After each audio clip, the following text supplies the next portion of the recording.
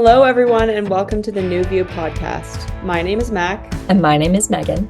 Come along with us as we dive into the world of competitive Irish dancing and beyond. Sharing perspectives, developing community, and learning from each other. We hope you enjoy. Hello, everybody, and welcome back to New View. We're so excited to have the amazing Catherine Hoare with us today. She's had quite the incredible dancing journey, top five in the world, and North American champion many times. We're just so excited to chat with her today and kind of hear where things are going now as a retired dancer. We're excited to hear what's next in terms of maybe dance teaching and post-secondary education. So, with that, Catherine, will you kind of tell us about how you got started in dancing, where you are now, and maybe where you want things to go? Yeah, I started dancing when I was four. My sister is 4 years older than me, so by the time that I was old enough, it was more of just I want to be like my older sister and dance. And I was very fortunate to fall in love with it. Like you said, I had quite a few accomplishments, very luckily, when I was a dancer. But I also started teaching when I started high school, and I absolutely fell in love with that. So I retired last summer on my fourth North American Championship, and I'm still teaching and hoping to take my TC, although no official date set yet, just some studying of the Cayley book. And yeah, I'm in post-secondary school for kinesiology and psychology, and I'm really interested in sports psych, so I'm really excited to talk to both of you today. Yeah, that's so awesome. I think one thing Megan and I were chatting about just before we got started and just to highlight our external observations, I guess, of your competitive career. Obviously amazing competitive accomplishments and stuff too, but we both just really admire you for your, I don't know if this was a conscious thing for you during your competitive career, but your unique style, and it just felt like you really honored your authentic strengths as a dancer. And Megan and I were chatting about how, I don't know, when you're in the competitive scene, it can be really, I guess, tempting to sort of just do kind of what everyone else is doing and what's winning and whatever. And I guess you kind of have to do that to an extent. That's part of it. But we both just really admire for you. Like, I feel like you were just such a unique dancer and you had such unique strengths. So I'm just kind of curious before we dive into the post-secondary stuff and all of that, like, was that a conscious thing for you in your competitive dancing? I mean, it really was. I was always the dancer who was told, like, if only you fixed your turnout or if only you did that. And obviously I tried to do that, but like you said, I definitely tried to do the things that were very unique to me. I made a very conscious effort when I was dancing to not pay attention to what other people were doing and not make that comparison. Um, because I found like it took me away from the part of dancing that I really loved, and that was being in the studio and training. Mm. Um, and I felt like if I was in the studio every single day for every spare minute of my life and I was just trying to be someone else, then it took away from myself and my own journey. Um, and I mean, you're not the first person to tell me that it did come across on stage, which I'm very fortunate for. But yeah, as silly as it and simple as it sounds, it was very much just trying to focus on myself and enjoy the process of dancing.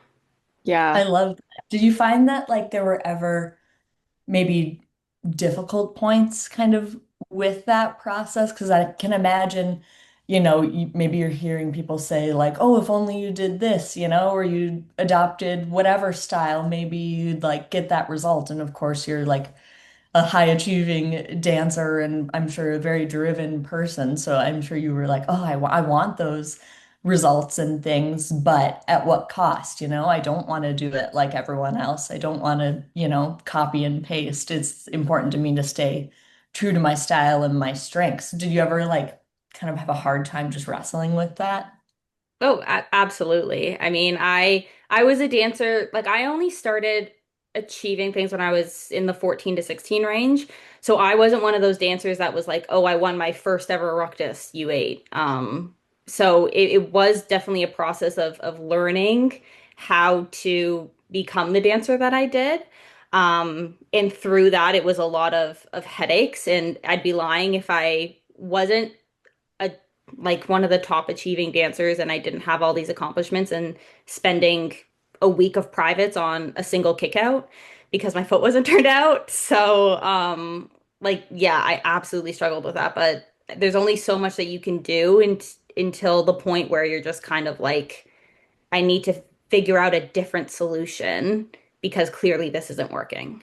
And that's Mhm. what I found I really succeeded at, was trying to be creative with the different solutions of not only my own steps, but my dancing and how I came across on stage.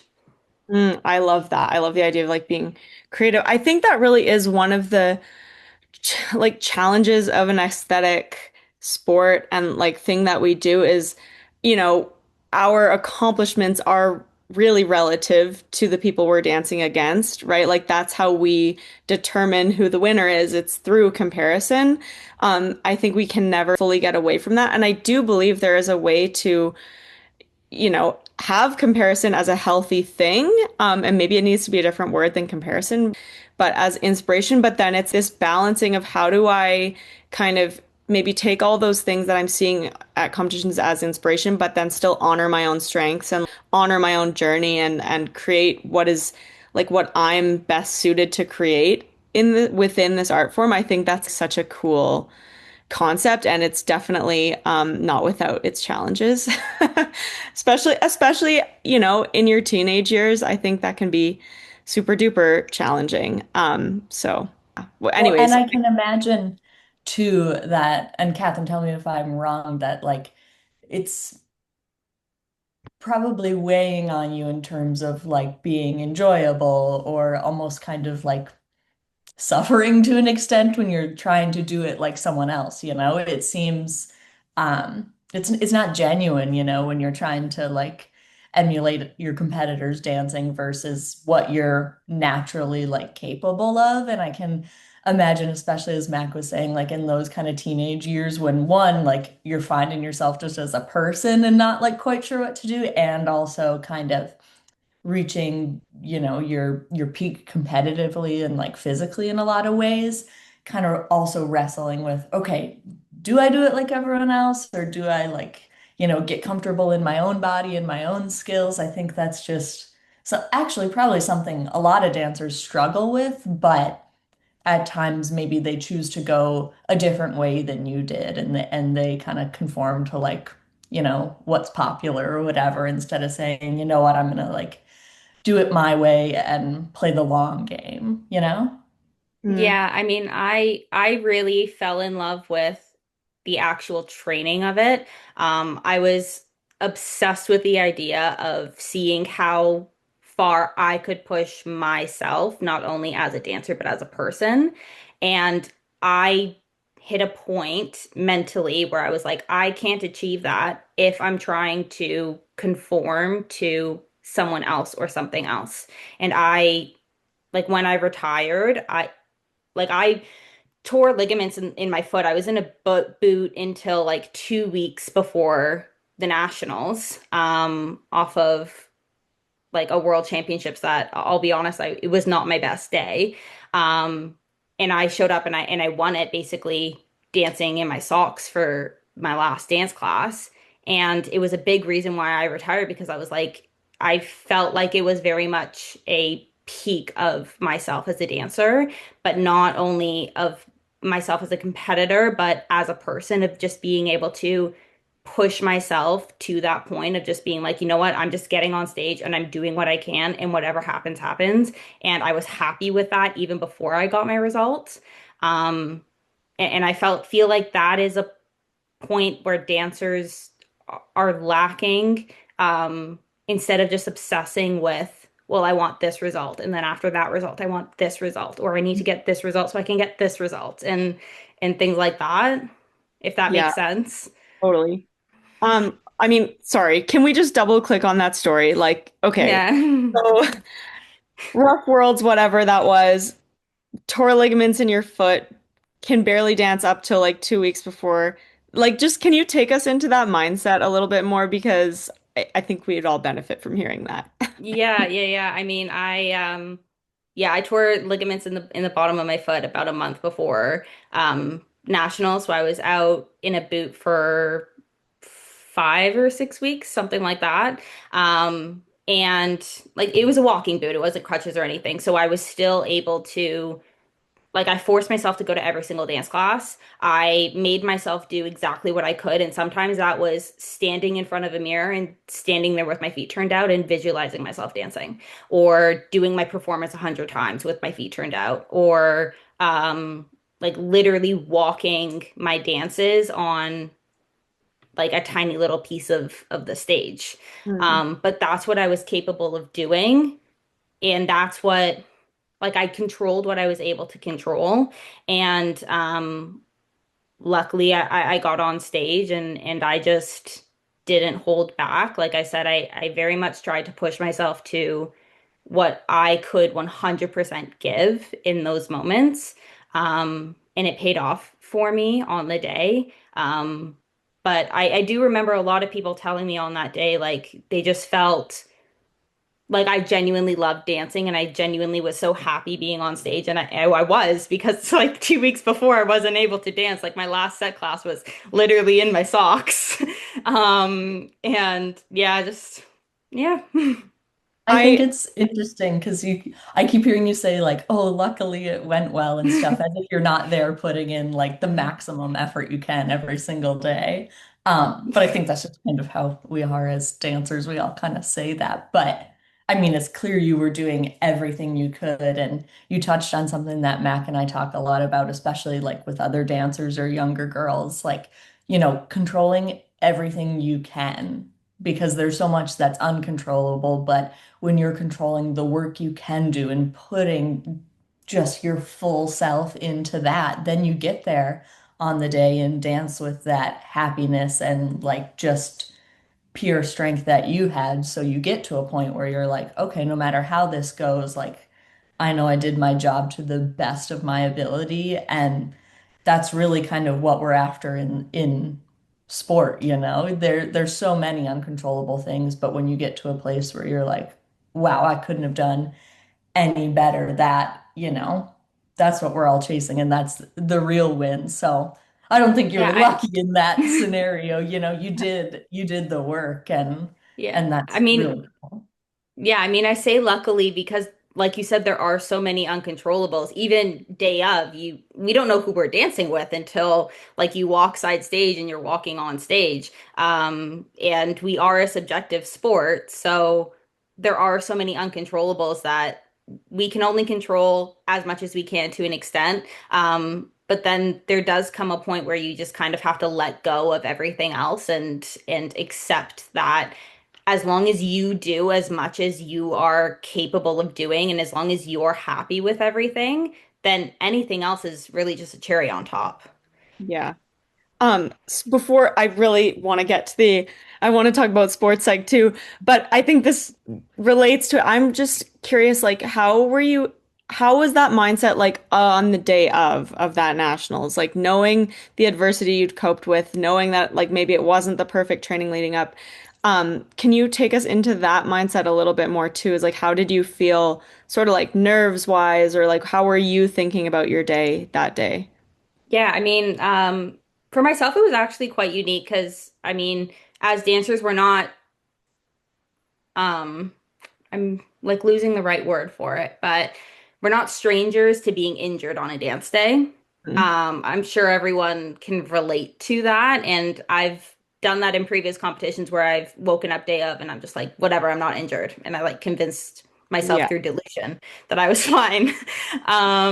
But on the day of it, it was really just seeing what I could do and doing my best. And that's what I accepted before I even woke up that morning.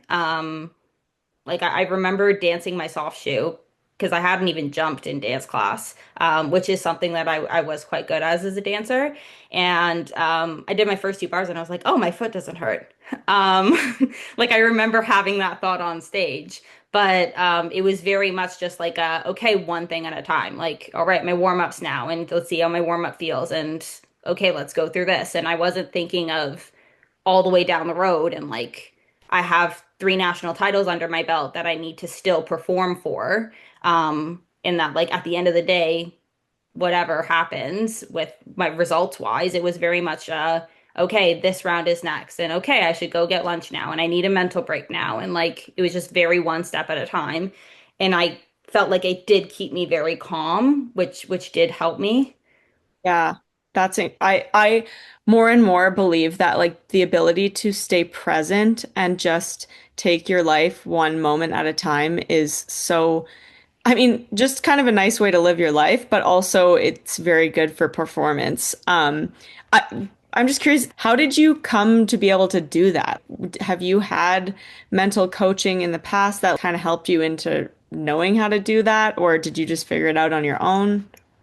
Yeah, I mean, I did have mental coaching in the past, and it did really help me. When I was really young, I dealt with a lot of imposter syndrome because, like I said, I did not grow up as a very top dancer. Like a lot of the things that I achieved later in my career were dreams as a kid. They were not goals. So I was achieving all of these things and I was hit with a lot of imposter syndrome and I did go through a lot of sports training with that. And because I was so young, it didn't really click for me at the time. But the more I matured as a person and the more that I matured as a dancer, it everything just kind of fell into place mentally. And I did have a very good support system with my school and my dance teachers and my family. And they were all very much just as long as you're happy and as long as you're okay, which was a huge help for me personally, because then it became a I'm showing up for myself and I'm doing this for myself and I'm not doing it for another person or because I feel like I need to. And that was a huge, like, unexplainably huge mental shift for me as a dancer.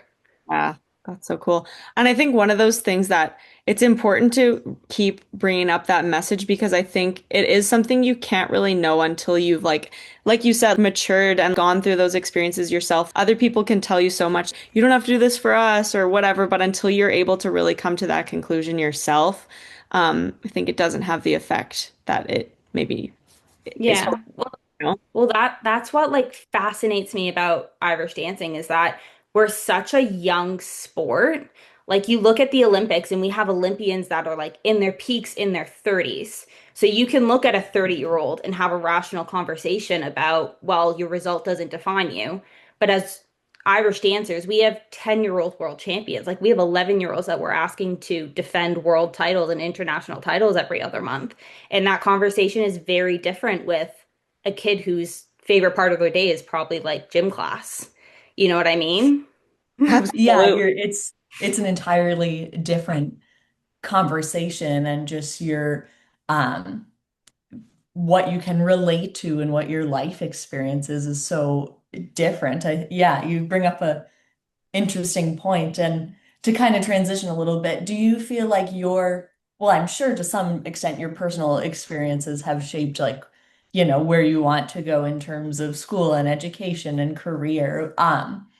But can you speak to that a little bit? And then, like, where do you kind of hope to take some of these ideas that stem from, your experiences in Irish dancing, what we were just talking about in terms of younger dancers and young athletes and, sports psych and all of that?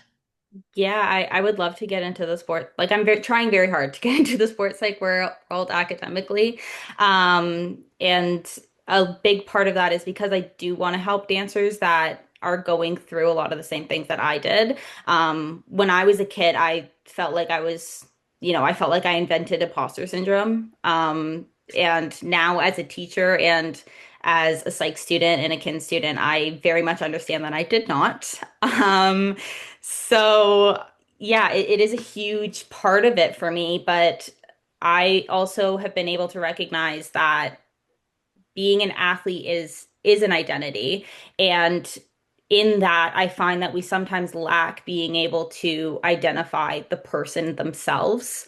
And not only as an Irish dance community, but as a sports site community, having the ability to not only support but celebrate elite athletes as people first, rather than just their own athletic abilities. Hmm. I mean, I think it's so important. And you brought up such an important point is you're right, like in Irish dancing, and I think it's true in other sports as well, but we are very young, and so our self-concepts are developing at the same time that we're going through, these big competitions that our lives like largely can center around. If you're aiming to be top five in a major competition, I can pretty much guarantee you're spending like a large majority of your week and your time spent thinking about that. And so, how do we help these younger dancers navigate that in a way that's like, yeah, you can absolutely be a dancer and like have that be a huge part of your identity. I'd be lying if I said that I didn't very much still identify as a dancer, and I haven't been dancing for a year. But how do you help them create that sense of identity that's very stable and safe, regardless of what some competitive outcome is? Because I think oftentimes that's a very, very scary thing is the having the recognition that like, oh, my sense of identity is maybe in jeopardy if I don't get the competitive result that I think I need to, right? I don't know your guys' thoughts on that and your experiences with that as well. I mean, I'm definitely feeling it a year out of retirement. Like I still am where like I retired when I was 22, and I like someone would ask me, "Oh, what do you do for fun?" And I'm like, "I am a dancer and I'm at the studio and that is my life." And now I have conversations with people and they're like, "Oh, like what do you do in your spare time?" And I'm like, spin class and maybe some yoga or reading, or like it's finding who you are, not only as your identity. And it's okay for that to be such a big part of your identity, especially if you love it as the way that so many Irish dancers do love to dance.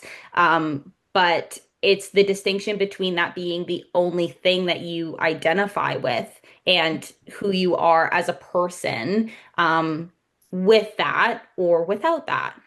Mhm. For sure. Um, Yeah, I mean, I definitely agree with that. Like, it's so interesting when you've danced your whole life and everything is structured around that. And the statement of like, what do you do for fun? Well, yeah, and it's kind of a little bit of like a relearning how to live your life in a way. And yeah, I don't know how do you balance though? So like if you're a young dancer out there listening and you're 10 years old and you just absolutely love Irish dancing, because I think we were all that girl at one point where it's like, no, I literally don't care about anything else. And I would have been like totally fine just saying that, but like, no, literally nothing else in the world matters but Irish dancing. Um, and that's like my 10-year-old perspective. So I hope people can take that with a grain of salt. But how do you like, I don't know, how do we go about helping these younger dancers to honor that and love what they're doing at this point in their life, but then also incorporate other things and help them balance things? And yeah, it's a tough question to answer. So, I don't know. I mean, for me, it's definitely, like I said, it's allowing it to be a part of you, but not an all-encompassing part of you, where it's an acknowledgement that you are a dancer, and that is something that you do probably every single night of your life, and every single weekends at a competition and things like that. But it's also acknowledging that if you have a really big math test the next day and you're not 100% in dance class, mentally, because you're thinking about how you have to go home and do homework or something to study for that test, that's also okay. Hmm. And different parts of that trajectory of your life, like being able to support a dancer, like I think Megan, you kind of said this, but like being a kid in high school is hard enough being a kid in high school. But being a kid in high school while also trying to be an elite athlete or trying to do whatever you're trying to do from an athletic perspective makes it a lot harder. And that support needs, in my opinion, needs to be there.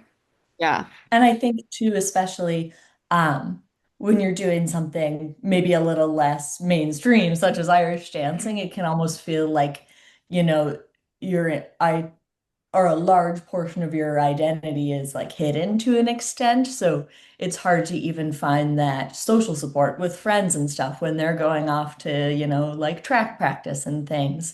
Sometimes, I feel kids and like teenagers especially miss that support of even just talking about it with their friends and stuff. So it can become even more of an isolating process to kind of go through that. I feel like those really big transitional periods are especially tough for like an athletic identity, kind of when you're, maybe preteen, growing into your body kind of period, and then high school, like, okay, what am I doing? I'm either gonna like full on commit to dancing, or maybe it's just kind of a for fun thing. And then, especially after high school, when you're like, okay, now I like really have to make time for this because, people are getting jobs or like going on to more school, and you feel you might have to like justify why you are the way you are. I think that's a huge part of what shows up kind of when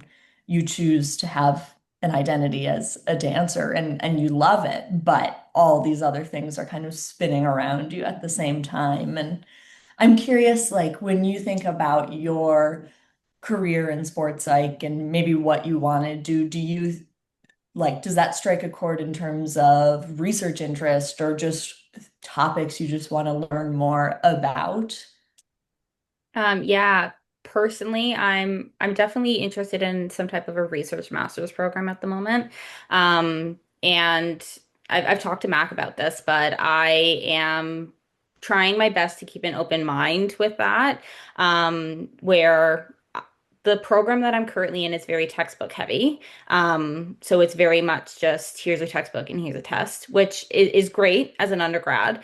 But going into a research, I'm trying my best to keep an open mind in the fact that I might fall in love with research and I might want to continue pursuing that, or I very much might want to do something more clinical and be more one-on-one with dancers. I would love to work with dancers, obviously, because, our whole lives. But yeah, doing something more clinical and from that perspective, helping more one-on-one.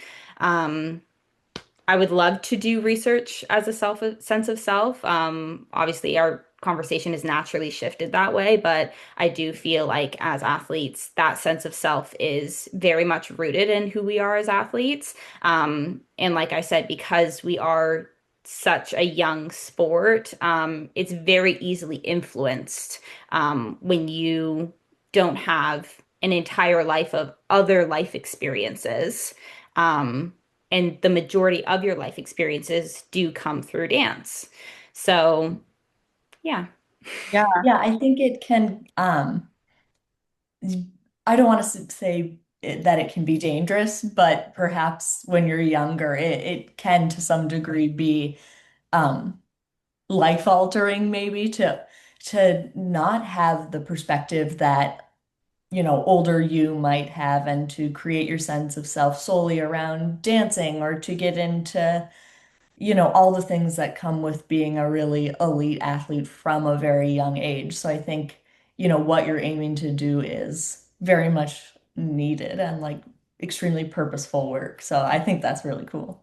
Yeah, well, and Catherine, when we were chatting, we were kind of talking a little bit like, okay, well, what are the gaps in the literature? Like, what does need to be explored more? And that question has been kind of rolling around in my head actually since we chatted, and I just think there's really no lack of need in so many different areas. I just think um, definitely more on the nature of aesthetic art forms and what that does to your psyche a little bit. And, of course, exploring like, okay, where are there issues in what it is that we do? Because I think we all agree what we do is this wonderful, amazing thing.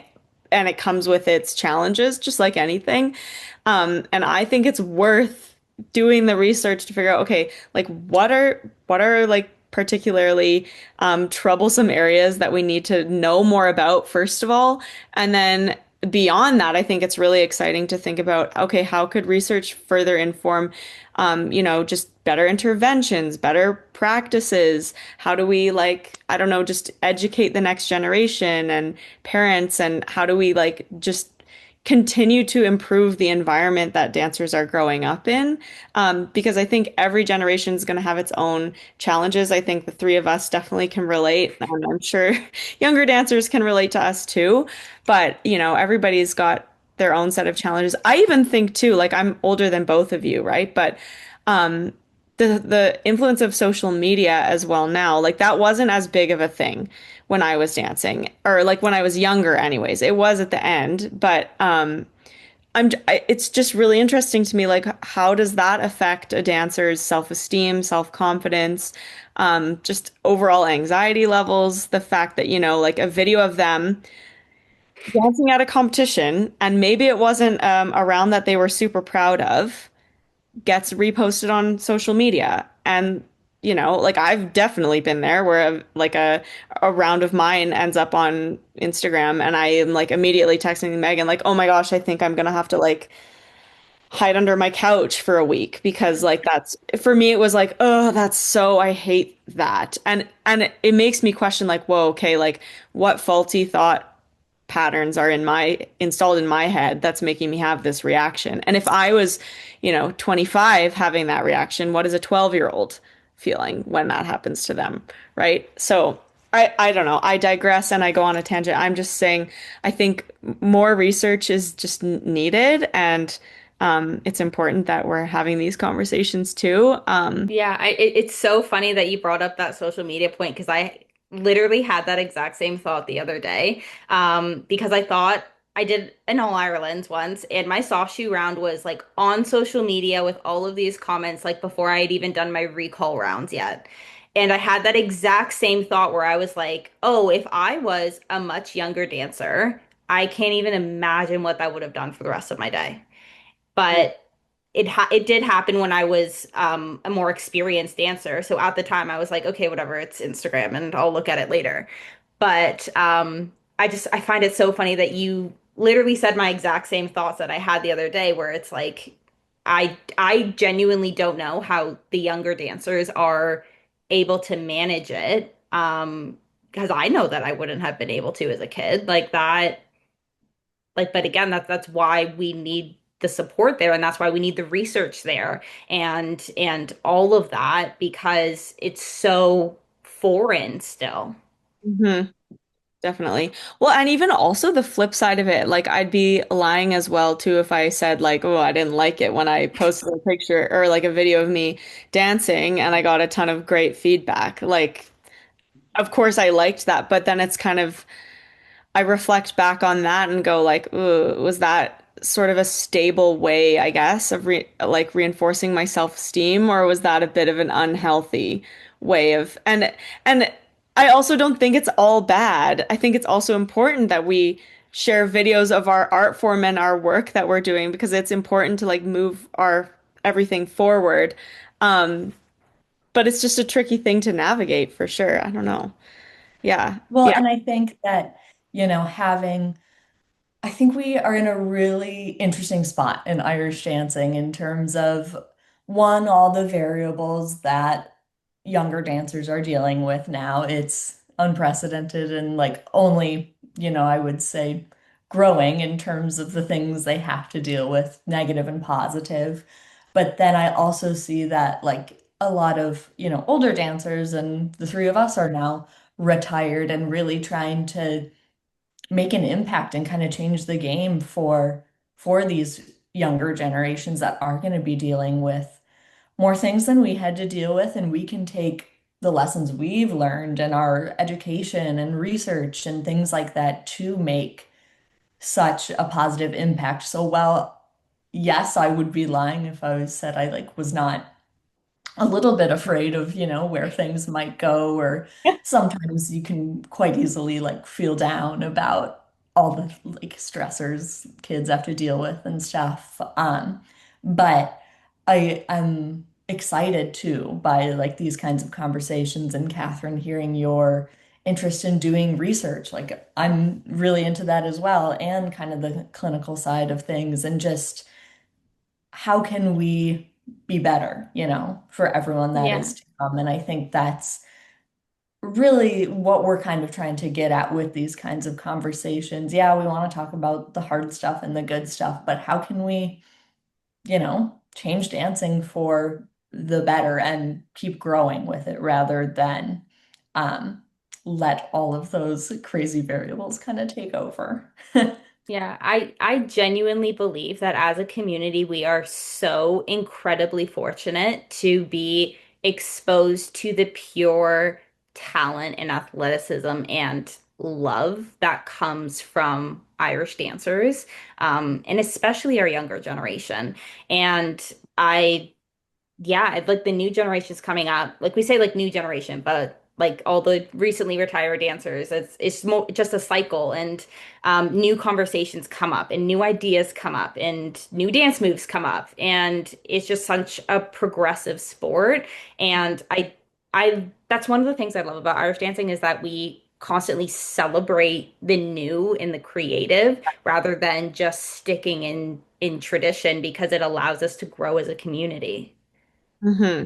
And that's something that's worth protecting, and that's something that's worth like continuing to feed into. I fully wholeheartedly believe that. And yeah, I mean, that kind of full circle brings us back to like how we were chatting about you at the beginning of this episode is just stay true to yourself, bring your unique gifts to this art form that you're a part of. And I'm speaking to everyone when I say this. I think everybody brings their own unique gifts. And I think it's really important that we continue to create an environment and tend to an environment where those things can be promoted and yeah, cultivated. And like you said, just our art form can evolve and grow and be this amazing thing that we all got to be a part of growing up, which is such a special thing. And I 100% agree with you. Like, there's nothing like the world of Irish dancing. With all its ups and downs, I wouldn't trade it. So, well, it's been so nice chatting with you. This has been such a cool conversation. I know I speak for everyone when I say we're really excited to see what you do with your, post-secondary and potentially research opportunities, and we'll definitely stay up to date. So, thanks for joining us. Yeah, thank you for having me. Thanks for joining us in this episode of the New View podcast. We hope you enjoyed. If you have any ideas about future guests we should interview or want to connect, you can find us on Instagram at newview.collective or email us at newviewcollective.mm@gmail.com.